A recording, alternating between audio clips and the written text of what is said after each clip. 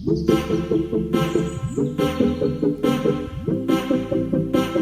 दोस्तों, मैं अमरदीप कादियान। नमस्ते, प्रणाम, सलाम वालेकुम, सत श्री अकाल, जय मसीह की, राम राम जी, जय माता की। दोस्तों, आपका स्वागत है मेरे यूट्यूब चैनल डिसेंट एडवाइस में। दोस्तों, आज हम बात करेंगे पेरेंट्स परेशान और स्कूल वालों को चाहिए फीस। दोस्तों, जैसे कि मैंने कल रिकवरी एजेंटों के बारे में कि उनसे कैसे निपटा जाए उस टॉपिक पे एक वीडियो मैंने कल बनाई थी। आज मैं इस बारे में वीडियो बना रहा हूं, इस विषय में जो आज की डेट में दूसरा, मैं तो कहता हूं पहले ही सबसे गंभीर समस्या लोगों के सामने यही आई हुई है, स्कूल फीस के बारे में। दोस्तों, जैसे कि आपको पता है 25 मार्च से हमारा देश सारा बंद हो गया था। उसकी वजह से सभी काम धंधे, व्यापार, बिजनेस ठप हो चुके हैं लगभग, और लोगों की जॉब जा चुकी है। जिनकी है उनकी 30, 40, 50% तक मैक्सिमम लोगों को मिल रहे हैं। अब इसी ऐसे कोरोना के दौर में सवाल ये आता है कि जब कोरोना का काल था, जब कोविड-19 स्टार्ट हुआ था, 2-2.25 महीने तक तो सारा देश बंद रहा। उसके बाद जैसे ही अनलॉक 1 हुआ, हालांकि स्कूल खुले नहीं थे, पर स्कूलों ने ऑनलाइन शिक्षा का प्रसारण शुरू कर दिया। अब सवाल ये आता है कि हमारे देश में 80 करोड़ जनसंख्या जो है लगभग, वो मध्यम वर्गीय की श्रेणी में आती है।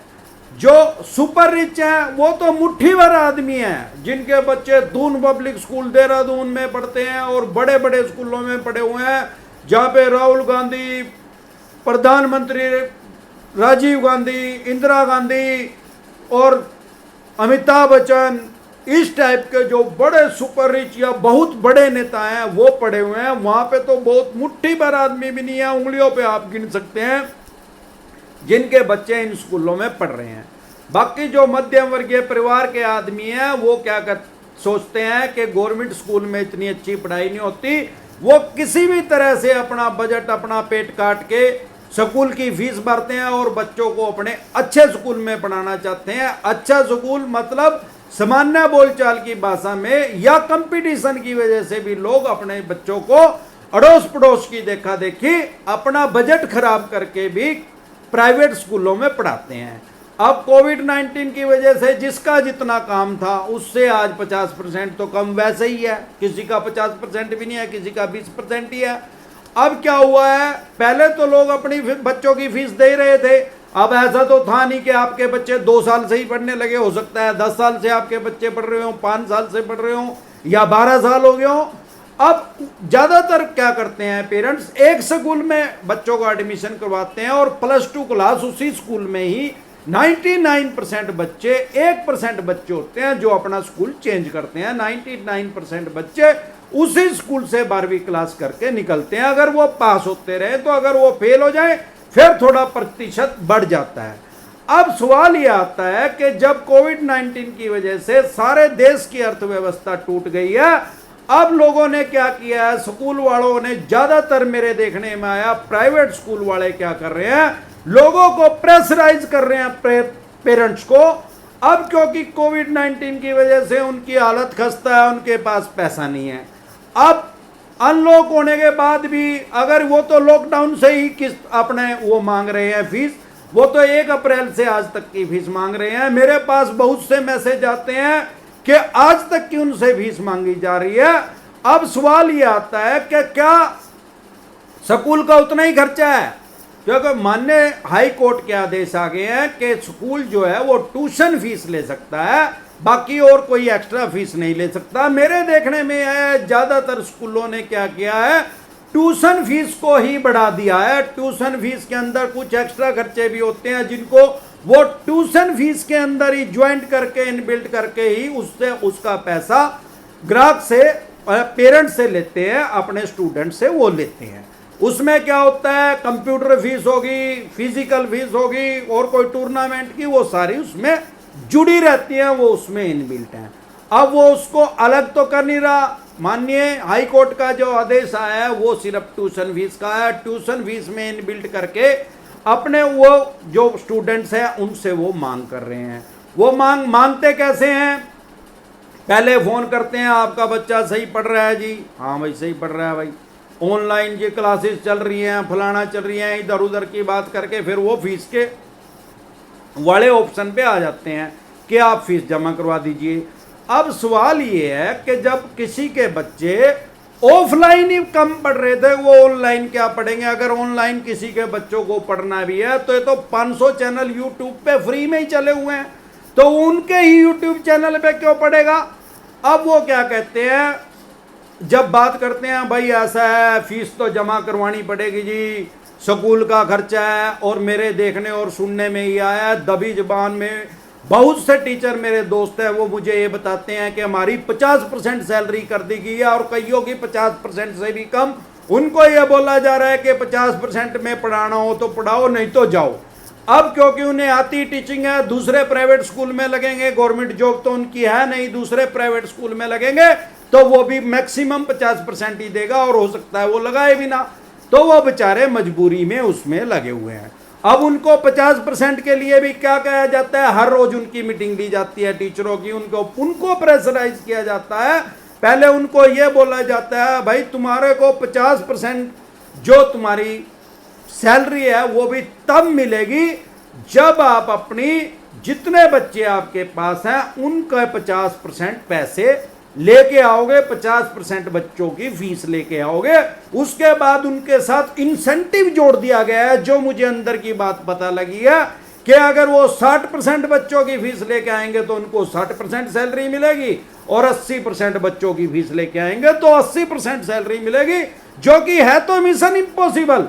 ये तो मैंने ऐसे देखा था इंश्योरेंस वालों में होता है, या बैंकिंग में जो खाते खोलते हैं उनमें होता है। प्राइवेट सेक्टर में देखा था मैंने, कोई कार बेचने वालों को इंसेंटिव मिलता है, कोई ज्यादा बेच दे या कोई ज्यादा इंश्योरेंस कर दे, भाई तेरा विदेश ट्रिप है, उसमें क्या होता है इंश्योरेंस में एक गोल शीट दी जाती है हर आदमी को कि आपको इतनी सैलरी मिलेगी और इतना मिनिमम काम करना ही करना है, इतने से ज्यादा करेंगे तो आपको इतना पैसा मिलेगा, विदेश टूर मिलेगा, ये मिलेगा, गोल्ड रिंग मिलेगी, गोल्ड कॉइन मिलेगा। इस टाइप के लालच वो इंसेंटिव के नाम पे उनको देते थे। यही कंसेप्ट स्कूलों वालों ने भी अडॉप्ट कर लिया है, वो भी अपने टीचरों को यही कह रहे हैं। ज्यादातर स्कूल वाले प्राइवेट सारे देश में लगभग यही तरीके से काम हो रहा है। वो उनको समझाते हैं भाई 50% अगर आप अपने बच्चों की, जितने बच्चे आपके पास आपके स्टूडेंट है, क्लास टीचर को ये बोला जाता है कि अगर 50% फीस आई बच्चों की तो आपको 50% सैलरी मिलेगी, अगर 20% फीस आई तो 20% ही सैलरी मिलेगी। यही कारण है कि वो टीचर आपको दोबारा प्रेशराइज कर रहे हैं। प्रिंसिपल या स्कूल के ओनर आपके पास फोन नहीं कर रहे हैं क्योंकि उन्हें टारगेट दे दिया गया। अब उनका पढ़ाने का कोई टारगेट नहीं है, पढ़ा तो वैसे ही रहे हैं, असली टारगेट आपकी जेब से पैसे निकालने का है उनका। अब सवाल यह है कि आम आदमी की जेब में पैसा नहीं है, और दिक्कत परेशानी कहाँ आती है? जब मैंने कल बनाई थी रिकवरी एजेंटों के बारे में, वो आपको परेशान कर रहे हैं, लेकिन एक साइकोलॉजिकल इफेक्ट तो है कि आपने पैसा ले रखा है उस बैंक या एनबीएफसी कंपनी से, तो उन्होंने रिकवरी एजेंटों को आपके पीछे लगा रखा है। स्कूल वालों से कौन से पैसे आपने उधारे ले रखे हैं? इन्होंने तो इनको पीछे लगा दिया। भूतों को ये दिन रात फोन करने पे लगे हुए हैं, ये रात को 9 बजे भी फोन कर देते हैं। बताओ भाई कौन सा टाइम है? ये तो रिकवरी एजेंट भी नहीं कर सकता। आरबीआई की गाइडलाइंस के अकॉर्डिंग इनके ऊपर कोई गाइडलाइंस इशू नहीं हो रही।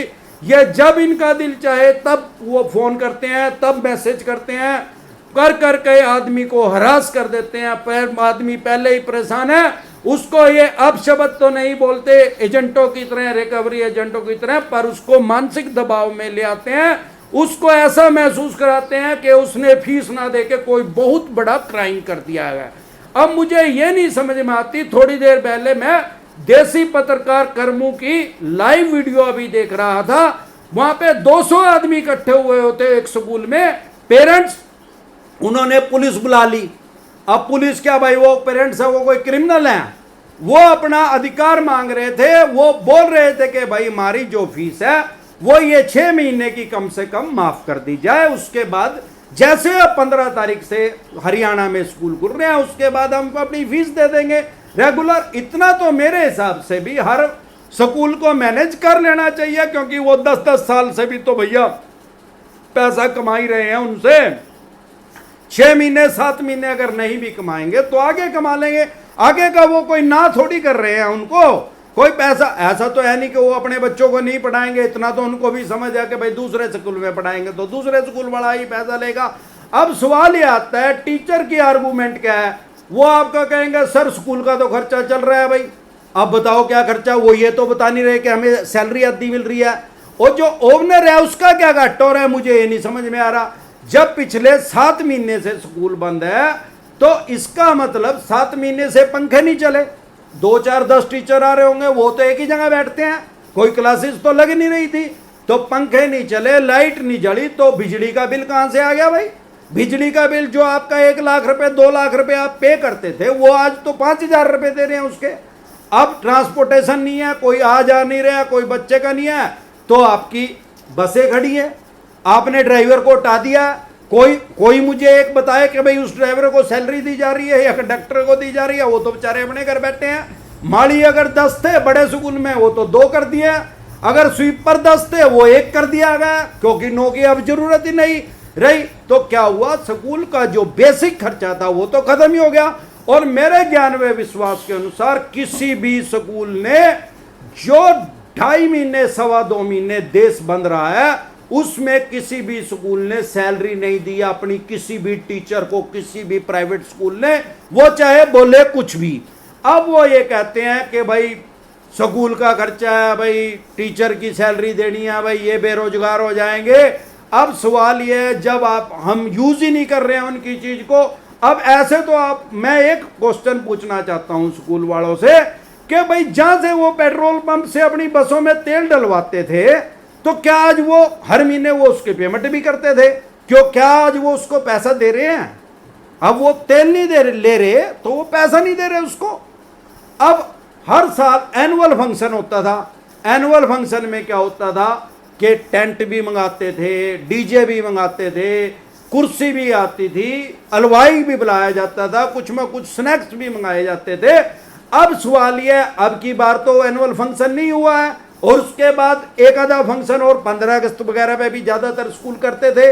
अब क्या उनको टेंट वालों को पैसा दिया जा रहा है या डीजे वालों को पैसा दिया जा रहा है? तो वो डीजे वाले भी तो उनके बालक बच्चे हैं, डीजे वालों ने भी अपने एम्प्लॉइज लगाए हुए हैं, उनको भी अपने एम्प्लॉइज हटाने पड़ेंगे, तो आप उनको भी पैसा दे दीजिए, पेट्रोल पंप वाले को भी पैसा दे दीजिए, बिजली वाले को भी, बिजली का हरियाणा बिजली बोर्ड को भी पैसा दीजिए। 2 लाख रुपए महीना जो आप भर रहे थे पहले, वो क्यों नहीं भर रहे? वो तो आपका पैसा बच गया है, आप उनको दे रहे हैं क्या?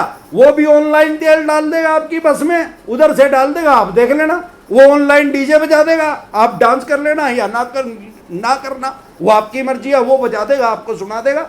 अब आपको होगा यार ऑनलाइन डीजे बजता है कोई, तो फिर ऑनलाइन पढ़ाई हुआ भाई कोई, अरे ऑनलाइन पढ़ाई हो तो हम तो लग रही 500 जगह। अब क्या हो रहा है, ज्यादातर लोग पैसा भर नहीं रहे हैं। अगर आपके पास पैसा है तो आप भर दीजिए, अदरवाइज ये बार्गेनिंग करने के लिए बैठे हैं, नेगोशिएट करने के लिए आप जाइए। मैं कह रहा हूं आप 6 महीने बाद जाएंगे तो 6 महीने के भी पैसे ले लेंगे, आप ये सारा साल भी नहीं दोगे, 3 महीने के भी पैसे दोगे, फिर भी ये उसको कर देंगे अगली क्लास में। अब सवाल ये है कि इनके पास आपकी टीसी रोकने की परमिशन नहीं है। ये माननीय हाई कोर्ट के दिल्ली के आदेश आ चुके हैं कि कोई भी स्कूल टीसी नहीं रोक सकता, आपकी बच्चे को दूसरे स्कूल में एडमिशन लेने से नहीं रोक सकता। हरियाणा सरकार के भी आदेश आ गए हैं कि आप अपने बच्चों को चाहे तो सरकारी स्कूल में दाखिल करवा सकते हैं, आपको कोई इनसे टीसी लेने की जरूरत नहीं है। और माननीय हाई कोर्ट के भी आदेश आ चुके हैं दिल्ली के कि टीसी लेने की, टीसी कोई भी स्कूल नहीं रोक सकता। उसके पास क्या राइट्स हैं? स्कूल के पास कोई उसका पैसा नहीं दे रहा है तो वो उसका नाम काट सकता है। अब सवाल ये आ रहा है, जब किसी आदमी ने 7 महीने से अपने बच्चों की फीस नहीं भरी है तो उसका नाम क्यों नहीं काट रहे हैं? अरे भैया ये अगले 5 महीने भी नहीं काटेंगे, ये काटेंगे नहीं बिल्कुल। अब सवाल ये है, जब कोविड-19 तो अब आया सारे देश में, सारी दुनिया में, किसी को नहीं पता था। उससे पहले अगर आपके बच्चे 10 साल पढ़ रहे थे तो क्या ये फ्री में अगले साल नाम लिख रहे थे? क्या अगले साल फ्री में नाम लिख दिया था? अगले साल का अक्टूबर भी आ गया था, 7 महीने और भी चले गए थे, नाम नहीं काटा था उसमें से। तो अब नाम क्यों नहीं काट रहे भाई? नाम काट दे भाई उसका, जब अगला पैसे नहीं दे रहा तो नाम काट दे उसको, घड़ी घड़ी परेशान क्यों किया जा रहा है? अब ये दबाव डाल रहे हैं 10वीं और 12वीं वाले बच्चों के ऊपर, क्योंकि उनके बोर्ड के एग्जाम है, वहां पे आके ये कह रहे हैं भाई हम ये भेजेंगे नहीं, ना भेजा भाई, वो प्राइवेट भर ले भाई, सारे ओपन है आजकल तो। हरियाणा ओपन भी खुला हुआ है, दिल्ली ओपन भी खुला हुआ है, वहां से भर देगा। ये तो कोई आर्गूमेंट नहीं हुआ भाई तेरे बच्चे का हम एडमिशन नहीं भेजेंगे। अरे नहीं भेजेगा तो उसका एडमिशन नहीं होएगा कि भाई साहब वो बैठे प्राइवेट स्कूल वाले, ये यहाँ दुकानों वाले भर लग रहे, फार्म जहाँ मर्जी भर ले, करनाल पे तो रेलवे रोड पे भर जाओ, जितने मर्जी भर ले। आप अगर 2300 3000 रुपये ले रहे हो सकता है वहाँ 1200 रुपये लग दो। हमने आगे पता कितने पैसे लगे भाई, ये तो आपकी गाइडलाइंस आपने बताया हमारे को इतने पैसे लग रहे हैं। तो इस तरीके से अगर स्कूल भी कोऑपरेट करे तो आम पब्लिक को, क्योंकि आम पब्लिक जो है, सामान्य आदमी जो है, मध्यम वर्गीय परिवार जो है, आज की डेट में वो पहले ही मरा हुआ है और उसको और मारा और कुचला जा रहा है। स्कूलों को यह समझना चाहिए यार, इससे 10 साल पैसे कमा लिए, अगर 6 महीने छोड़ भी देगो भाई साहब तो मर नहीं जाओगे आप। आपका क्या लॉस हो गया भाई साहब, आपका जो खर्चा था तो खत्म ही हो गया, आपका प्रॉफिट नहीं होया ना, कोई बात नहीं, फिर आगे कर लिया। ईब कौन सा अपने बालकों ने कट लग रहे भाई, 1000 बच्चे होंगे, 2000 होंगे, किसी में 5000 होंगे, किसी में 500 भी होंगे। इतने सालों से इनसे पैसा कमा रहे हैं। कई तो ऐसे हैं उनका चाचा भी इसमें पढ़ रहा था, बुआ भी इसमें पढ़ रही थी, बालक भी इसी में पढ़ने लग रहे। आगे हो सके उनके बच्चे भी कोई चरखी दादरी तो जाकर बसने तो रहे भाई।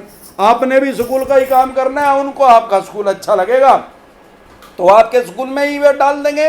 तो आज के लिए बस इतना ही, कल फिर मिलते हैं एक नए टॉपिक के साथ। तब तक के लिए आप मेरे चैनल पे अपना प्यार और आशीर्वाद बनाए रखें। वीडियो अच्छी लगी हो तो प्लीज लाइक करें, शेयर करें, सब्सक्राइब करें और बेल आइकन का बटन दबाना ना भूलें। नमस्कार।